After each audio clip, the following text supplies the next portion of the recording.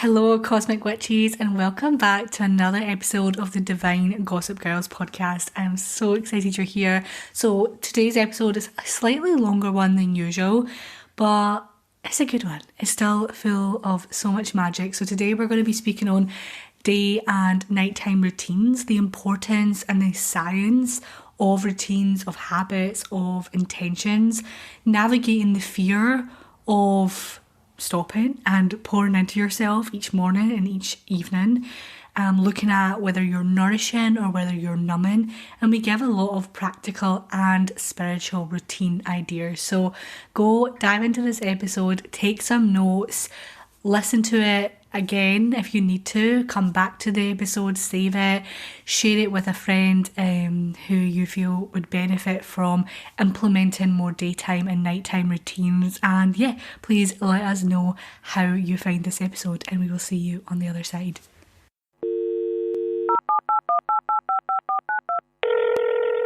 Hey Cosmic Witches! Divine Gossip Girls here, your one and only source into the spiritual happenings of the cosmos. Ever wonder what this month's energy will have in store for you? What the planets and stars are even up to? Or if the universe can just help you catch a break already? Well, lucky you, because we have all the spiritual secrets to tell. Get ready to sip on your weekly dose of divine tea. Okay, let's just dive right in. So today we're obviously talking about spiritual routines, specifically morning and nighttime routines, and our kind of relationship with them. I know that we kind of all have different relationships. I know that Carly is so devoted to her morning and nighttime routines.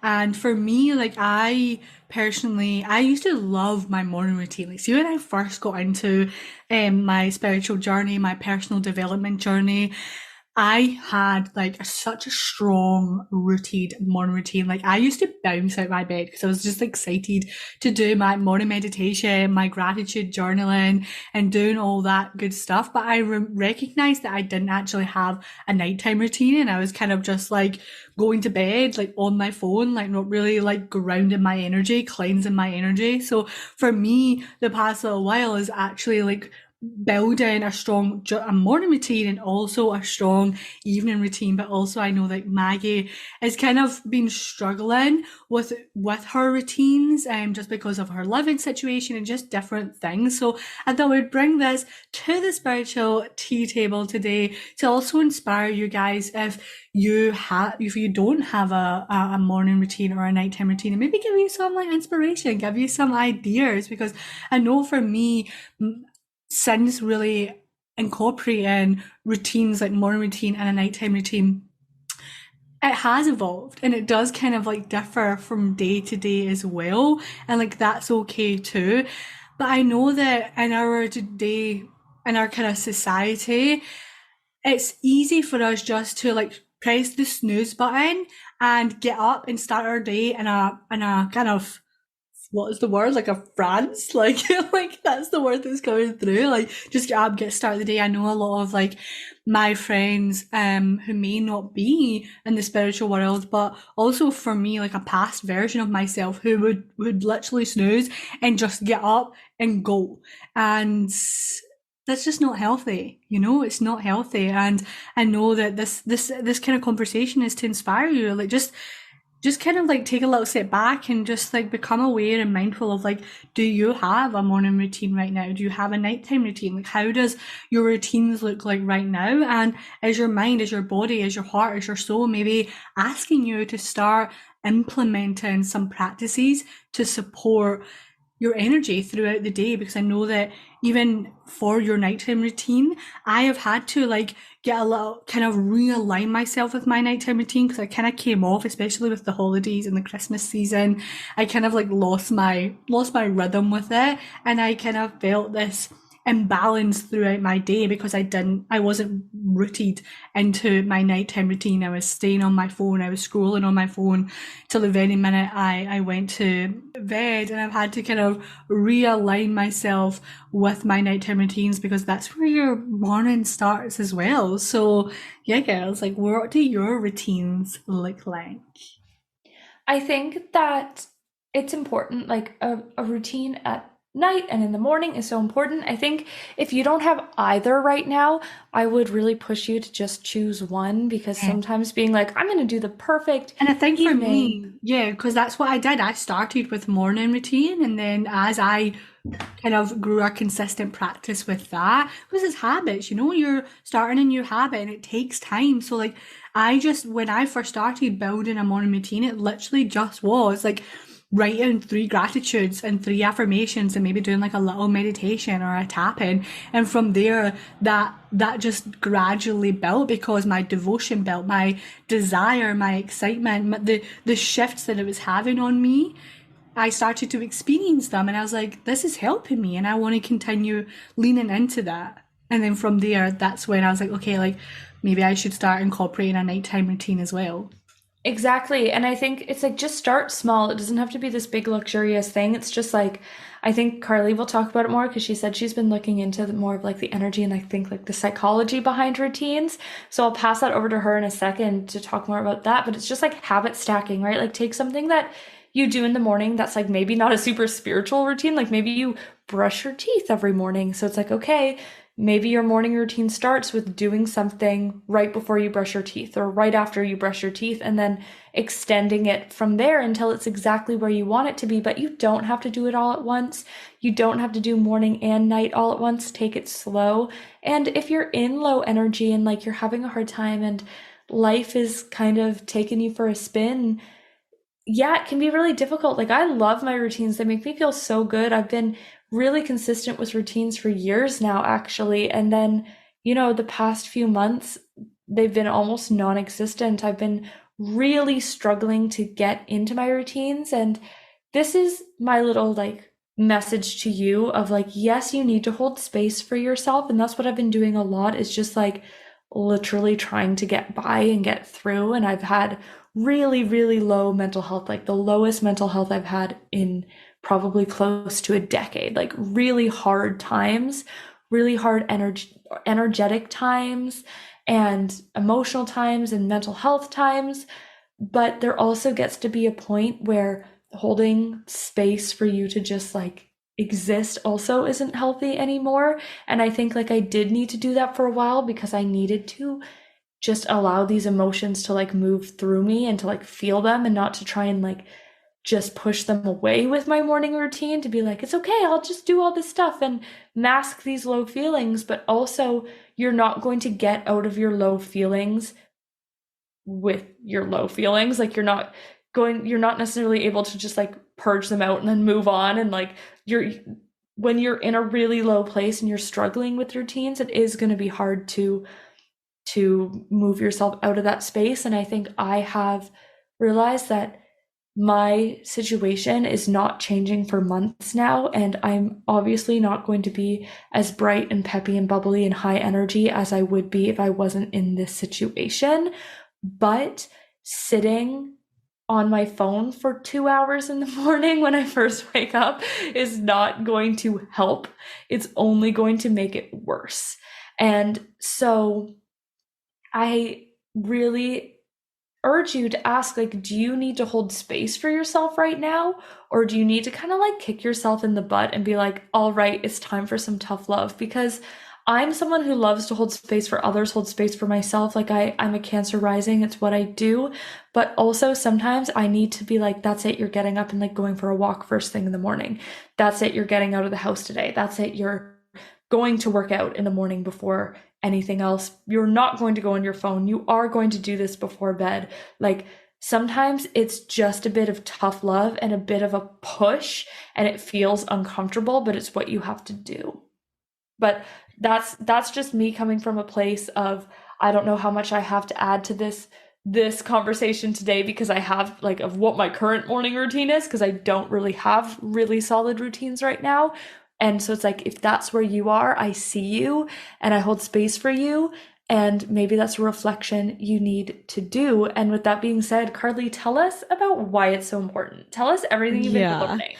Well, I wanted to touch base on what you've been saying, Maggie, because when I got home from my travels, well, first of all, when I was traveling, I don't even know what the fuck my morning and Non-existent. nighttime routines were. Yeah, Doesn't I didn't really have exist. much. But in those times, I recognized how crucial it was to have something in place. And I am someone who I need some sort of routine of like anything, like some sort of grounding thing. And I think all of us, especially as spiritual beings, need some sort of practice every single day that stays somewhat similar, that grounds you and roots you and becomes like connects you back to yourself.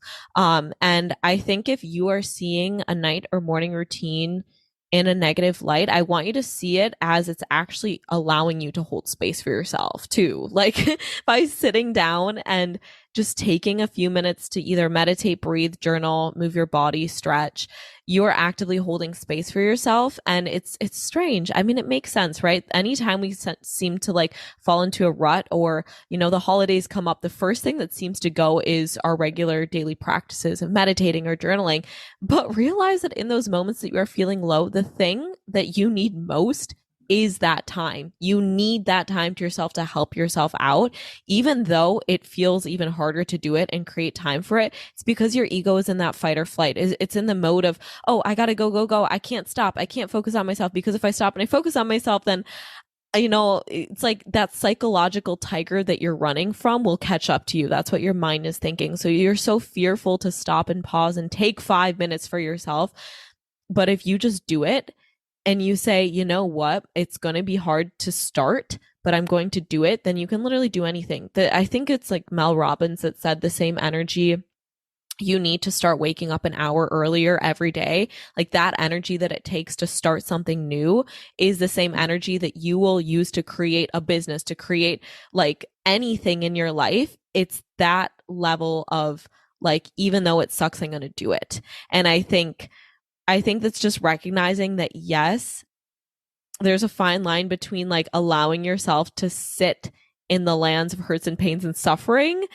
Like everyone goes there. Everyone has experiences like that, but you aren't meant to live there. So you do need a bit of that, maybe tough love a little bit, or you just need to find something that motivates you or supports you or encourages you to take care of yourself again, because that will get you going. And I think like we all have communities and stuff, and like my goal and my I have a community called Receive and Rise, is to be that consistent support for people, where a consistent outlet where you go and you take care of yourself and you take care of that spiritual hygiene. It's like, so maybe in times where you're feeling, oh, I'm struggling with this, maybe that's a sign to outsource. Maybe that's a sign that with right now, you aren't necessarily in a place where you can just go and start a routine yourself. Maybe you need someone that holds you accountable. Maybe you need to just work with someone, a therapist, a coach, a mentor, a healer, a space holder, finding some sort of subscription, a yoga subscription to a studio, or a mini subscription to like an app that makes you do breath work every day. Like whatever it is, I think it's good to recognize what doesn't feel good. And sometimes you don't even know it doesn't feel good until you start doing something else. And then you're like, wow, how was I living like that for so many years? That's me with my morning and nighttime routines. Once I started to have consistent morning and nighttime routines, which every season for me, it changes because every single season carries different energy. In the wintertime, give me meditation for 30 minutes. I love it. All of a sudden spring comes and I'm struggling to sit down. Guess what? We're part of nature. So we're going to experience the same energy of the season. So in springtime, I'm sure that's going to be more energy of, ooh, I want to move first thing. I want to, do some yoga or journaling. Maybe summertime, it's, ooh, let me go for a walk outside. That's my part of my morning routine. Or, so it's always shifting and changing, and allow yourself to realize when one of your routines that you've been doing just no longer is really providing that same sense of stillness or peace within you, because it's probably going to change. That's your sign that there's something else that would be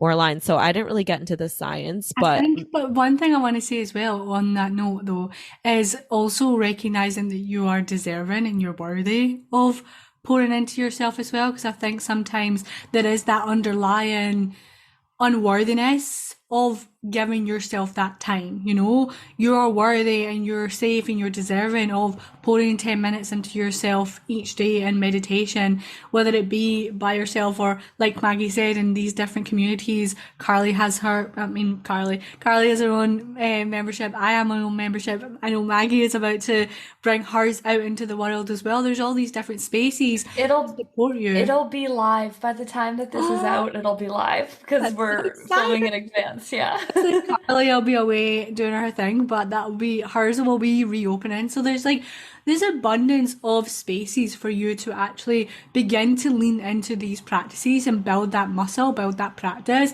build those routines with yourself. But the one thing that I really wanted to share there as well is that you are worthy of pouring into yourself. You are deserving of giving yourself that time, because I know that there may be that underlying belief that you're not, and you just are meant to be giving all your energy to other things, but actually you are deserving of giving yourself that time. And that's something that I had to like shift within myself too.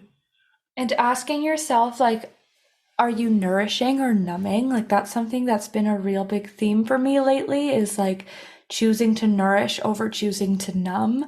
Because I think that's kind of what I was saying and what Carly was saying there of, you feel like you're holding space for yourself and you're like, I just need to like scroll on Instagram and relax. And it's like, you're not nourishing. That's not nourishing like actual relaxation. That's numbing most of the time. Like when you wake up and you are on your phone for an hour, you're numbing. You're not actually nourishing your energy and your soul. And that I think is kind of like the basis of what I meant and what Carly was saying too of the holding space for yourself. It's like, okay, how are you holding space for yourself? And let's be intentional about it. But yeah, Carly, I know you didn't get into the science much, so Yeah.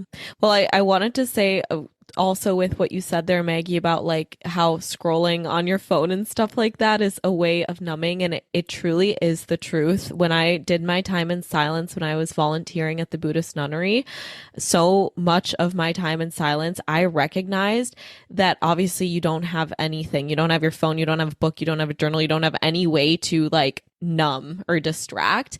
And there were so many times that I recognized like that in that moment, I would have grabbed my phone if I had access to it. But it's when I started to notice an uncomfortable feeling come up or something that I didn't want to confront, my desire to go and grab my phone.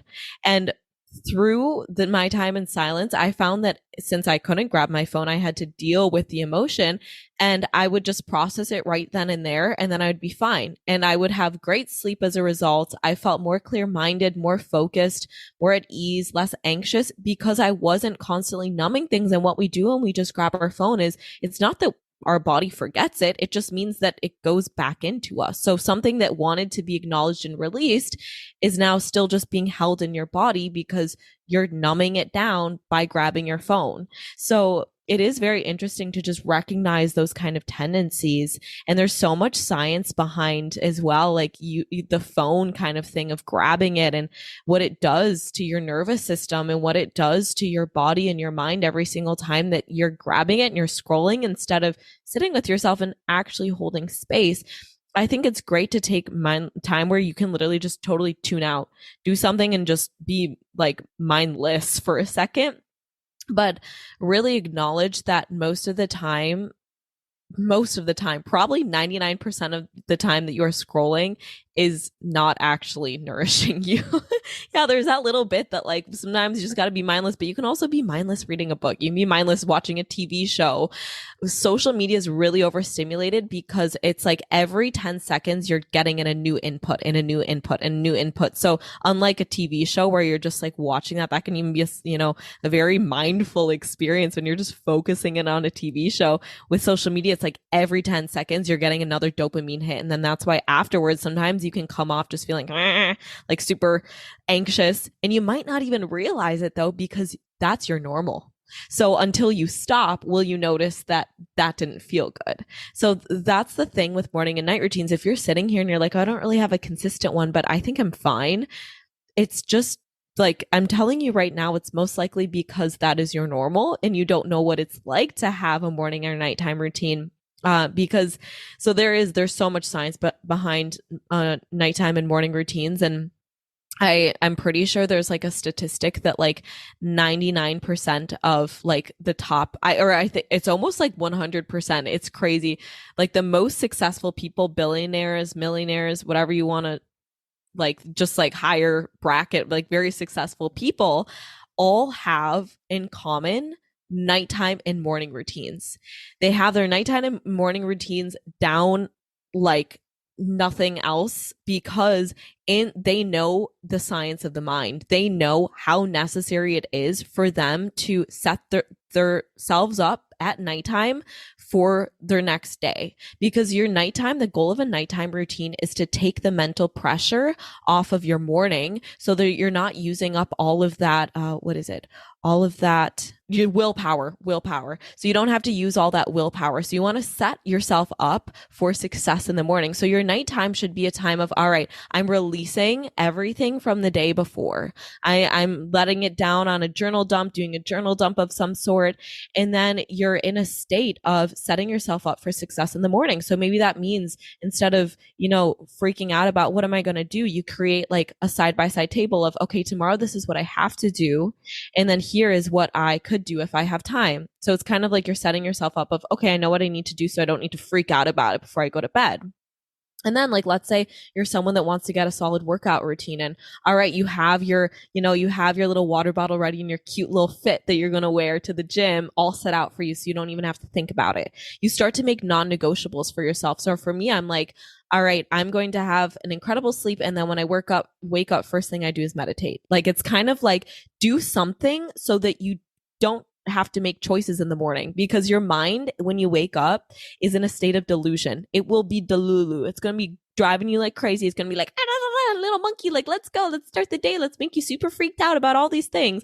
The mind is in a state of delusion. So at nighttime, set yourself up for a powerful morning, whatever that looks like, getting yourself set up, cleansing yourself from the day, and then recognize that before you go to bed, you are shifting into a state where your subconscious mind is more programmable. You're shifting into your theta wave state. You're moving from that conscious state where your mind, I forget what it is in waking state. I think it might be alpha. No, alpha is when you're asleep.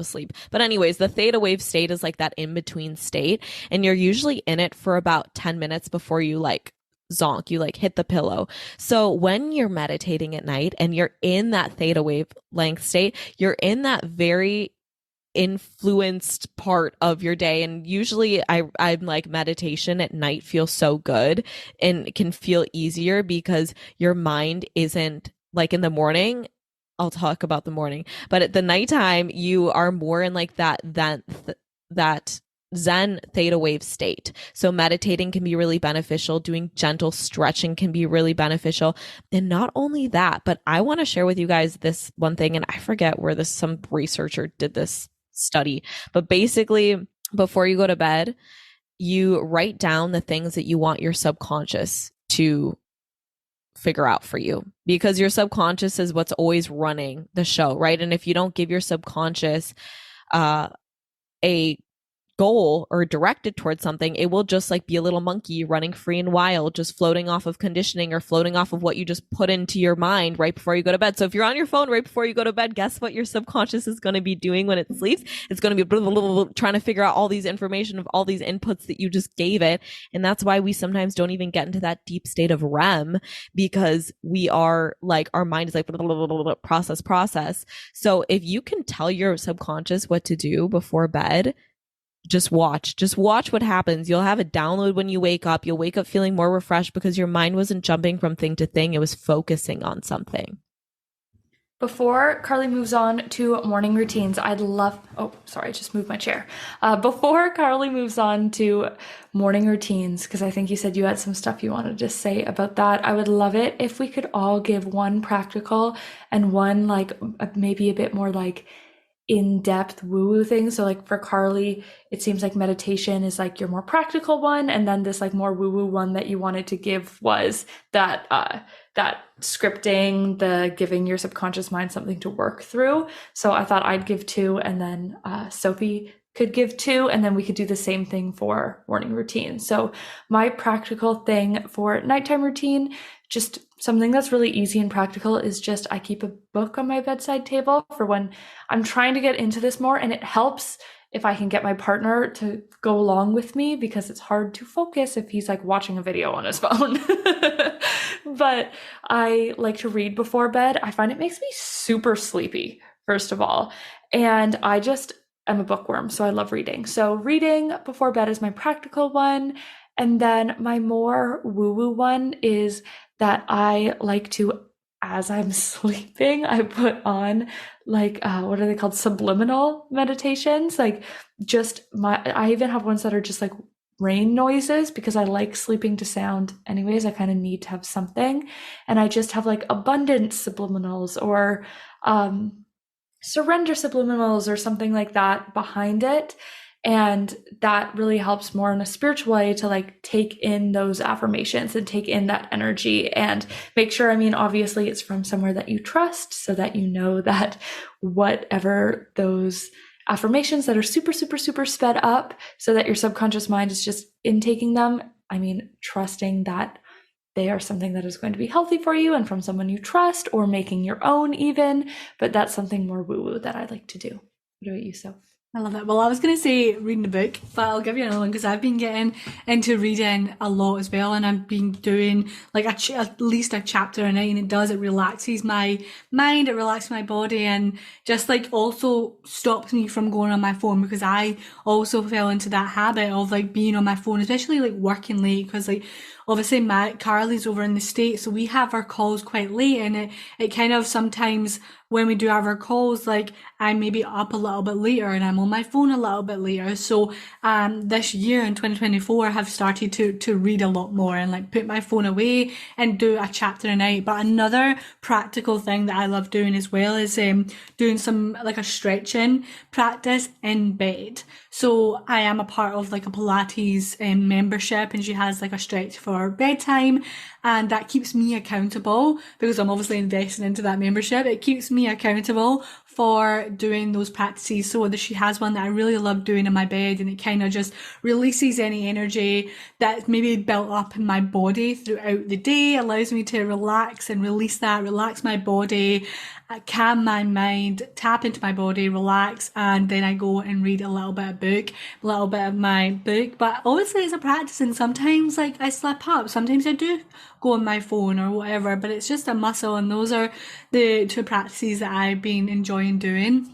And on a kind of spiritual side, something that I have been doing is after I do that is I just like sit in silence before I've done my stretching, I've done my reading, and I just sit in stillness for a minute or so and just breathe and just speak to the universe, like just maybe send some love to my family because I know my family, they're not like into all of this stuff, even though, and they're going through like really hard times. Like my grandma is in her late stage of Alzheimer's, and obviously my family are having to take care of her, and then my other granny's getting really old, and there's just like loads of kind of trauma. So like something that I've been doing at the end of the night to kind of send that signal to and that love to my family and to signal to the universe to like take care of them and to send them that love, to send them that healing. That's something that I've been doing because I want them to be happy. And I feel like that's something that the only way I can provide some sort of intentional love and support and healing that way. So that's a little woo-woo thing that I've started to do to end my day with. So yeah. Do we want to tap into the morning routine? Because I Yeah, feel like let's do it. something I wanted to tap into say about that while you were talking, Carly earlier, is that when I started to create my morning routine and I wanted to get more into exercise, because I was never a big exercise person, just because of my underlying heart condition, I always had the fear of exercising. Like my body was like scared to exercise because I didn't know if it was like going to be too much on my heart, which is just not true.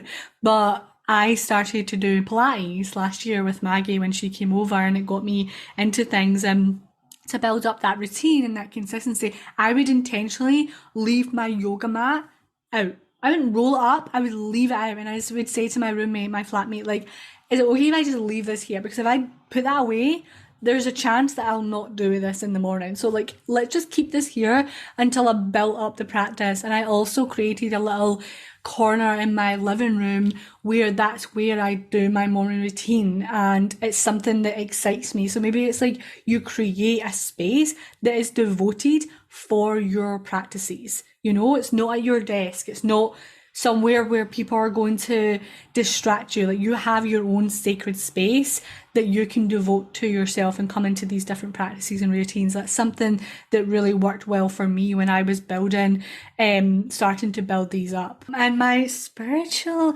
practice of the day, I'm trying to think what my spiritual practice of the day is. Maybe it's just a dance. Like, I have been doing a lot of somatic movement and practices and dance in the morning as well, and inviting the universe to move through me, inviting my angels to move through me as I step into a new day and step into my work. So that's my kind of spiritual. It's kind of practical as well, but a little spiritual one to like open up my energy, tap into the energy of the universe, tap into the energy that I want to take forward into the day with. My practical one is definitely like similar of just like moving my body, but I love to do Pilates every day. Like if I had it my way, I'd do Pilates or I would do yoga. I used to do yoga every day and then I injured my wrist. And so sometimes I can't do yoga. And also just like I have like kind of a chronic illness with my thyroid. So sometimes turning upside down doesn't really work, or sometimes spiking my adrenaline when my body doesn't know how to stop. Yes, we experienced that when you came to Yeah. Scotland and we went to a yoga class and it triggered the fuck out of your thyroid. Yeah, my body doesn't like, I get adrenal fatigue with my thyroid and it doesn't know how to stop pumping adrenaline basically. And then I get heart palpitations. So sometimes yoga and turning myself all upside down and having my blood pressure go up and down just isn't right for me. Sometimes spiking my heart rate isn't right for me. So it just depends on what I feel. So sometimes I can do like a more intense workout. Sometimes I can do maybe a more just low impact Pilates to not get that heart rate spiking necessarily, but to get that like burn in my muscles and to move my body. Sometimes it's just a walk outside. Sometimes it's literally just a little stretch to make sure my body is warm and moving. But just, that's my practical one. It doesn't have to be some big crazy thing that has you like sweating and puffing and heart rate up into the sky, but it's just connecting with your body in the morning, I think is really important. And then my spiritual one is still something I'm just going to do that's really simple for you, of like consistency is great, but sometimes what you really need is to just listen to your soul. So I either do one of two things. I just ask myself, like, what do I need today? And I make sure that like part of my morning routine is finding time and setting the intention and scheduling that in. Or I pull a tarot card. So I'll pull like a tarot card for the energy of the day and ask myself, how can I honor this energy? How can I look out for this energy? And then I have like a self-care oracle and I'll pull that, and that'll be the intention I set instead. So it's just, maybe it's not this big woo-woo thing in the moment of the morning routine, but it's using that morning routine to set my day up to continue to serve my energy. And Carly, take it away and wrap us up. Yes. Ooh, I loved all of these so, so much. And so I just kind of wanted to, before I dive into what I do, I wanted to tap back into the connection between the nighttime and the morning. So like I mentioned, before bed, we are setting ourselves up for what we do in the morning. So that, if you're basically setting yourself up for the energy as well that you're going to wake up in the morning. If you are first before you go to bed, you're consuming all this stuff from your phone, it's most likely going to lead you to wake up feeling a bit more anxious, maybe a bit lower energy, because that's what you're feeding your subconscious mind right before bed. That's what you're telling it to focus on.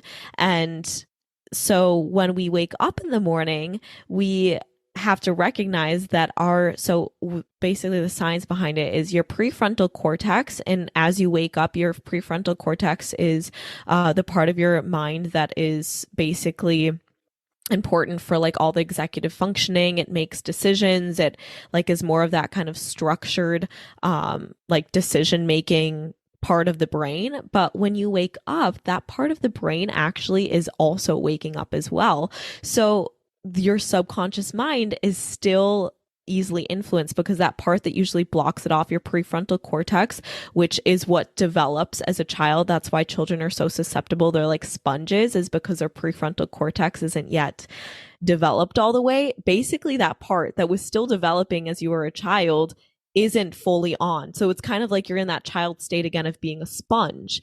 So as you wake up right away, if you grab your phone, guess what you're feeding your subconscious mind? Everything that you are consuming. And you're basically telling your subconscious mind to be addicted to like these little dopamine hits. So, and the dopamine hits that you usually get are conditioned responses to habits of the past, right? Even though sometimes you do things that doesn't feel good, you do them because they trigger something that kind of creates like a dopamine hit, something that's, or something that is similar to what you have always experienced. And we know that the subconscious mind makes it is basically in control of 95% of all of our behavior. 95% of our behavior is dictated by the subconscious mind. So if first thing in the morning you're feeding it all these like, oh my God, I need to go in a million different directions, all of a sudden your mind and your body, instead of like being in your body and connecting to your body and connecting to the subconscious, because the subconscious is basically your body, your mind is now there. All your energy just went to the mind, and now your mind is going to be like activated on this dopamine hit, blah, blah, blah, blah, like I want to feed it everything that gives me dopamine, or like you'll start to maybe get sugar cravings more, or you'll just like be struggling to focus on things, because when you focus on one thing, you're not getting as much dopamine looking in a bunch of different directions. So there's also science between like ADHD and morning routines. I was just going to say this is like, Yeah. this is especially going to be going to be a factor for you if you have ADHD. I have ADHD, and basically like our brains don't produce dopamine the same way that like a neurotypical person's brain will create dopamine. Like a neurotypical person will be like, I need to go have a shower, or like I need to go get a glass of water, and their body will send a tiny hit of like dopamine, a little bit of whatever it needs, and gets you moving, right? To be like, okay, I can go do that.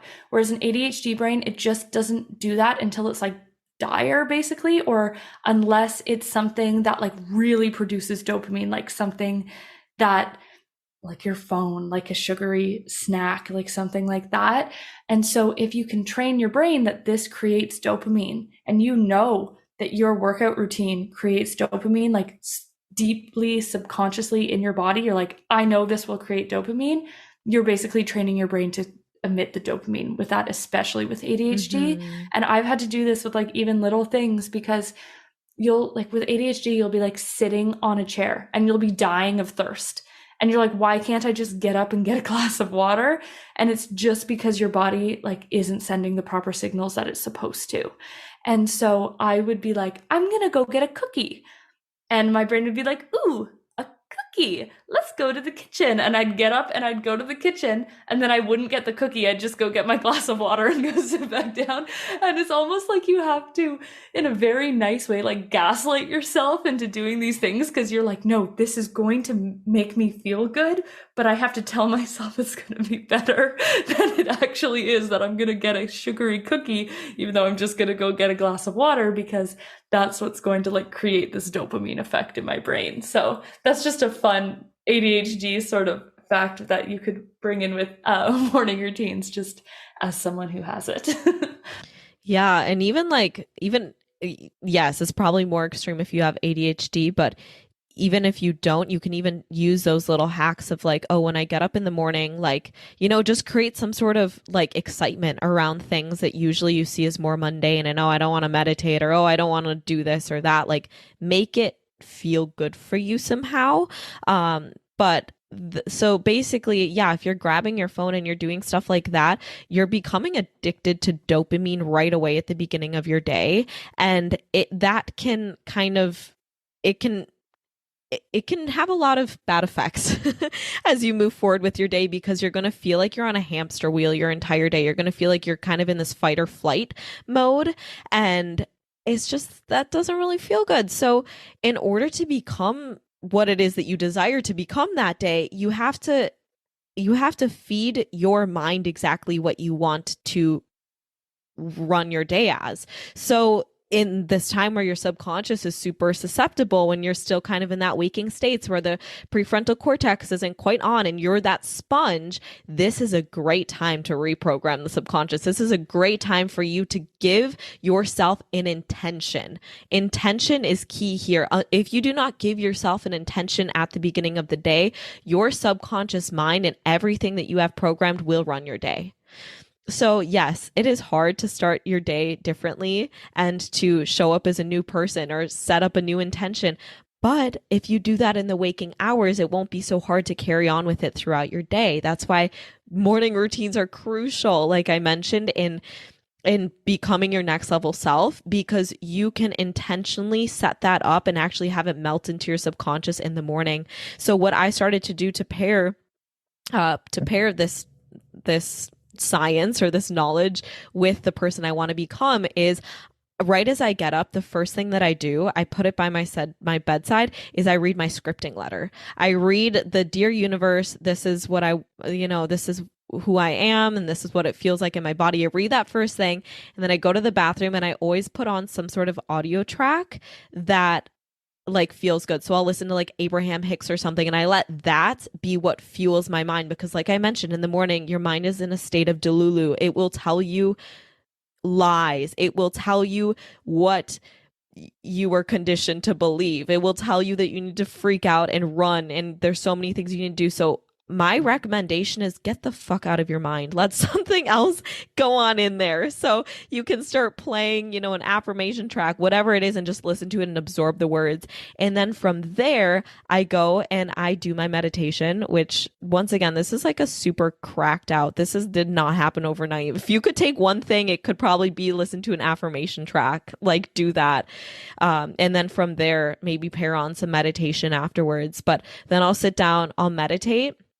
And since your prefrontal cortex isn't like on all the way, you're in a very creative state. So you can experience some serious downloads through meditation in the morning, through automatic writing. You can have really, really clear downloads because you are a channel once you ground through meditation. So I always like to do like a little journal, just dump after my meditation in the morning. And I always have like business ideas to come through, content ideas. And I'm like, oh, all this stuff. But it makes sense because you're in a more creative state in the morning. So that was super long-winded. I know that I talked way more in here than I probably should have, but I find science super interesting and I like to merge it with the spiritual because it is also connected, right? Everything is energy.